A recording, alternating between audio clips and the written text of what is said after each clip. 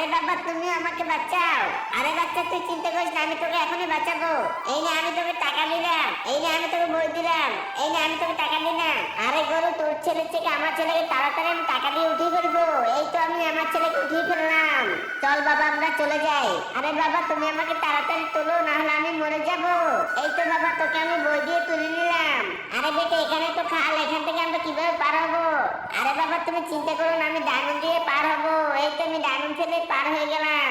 আরে বেটা ওরা তো পার হয়ে গেল, আমরা কিভাবে পার হবো? আরে বাবা তুমি চিন্তা করো না, এই গাছটি ফেলে আমরা পার হয়ে যাবো।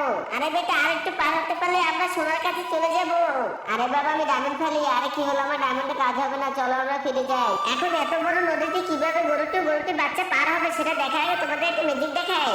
ম্যাজিকটি করার জন্য প্রথমে একটি লাইক করবেন, তারপর চ্যানেলটি সাবস্ক্রাইব করবেন, তারপর শেয়ার অপশনে ক্লিক করে মোর অপশনে চাপ দিবেন, তাহলে ম্যাজিকটি করতে পারবেন।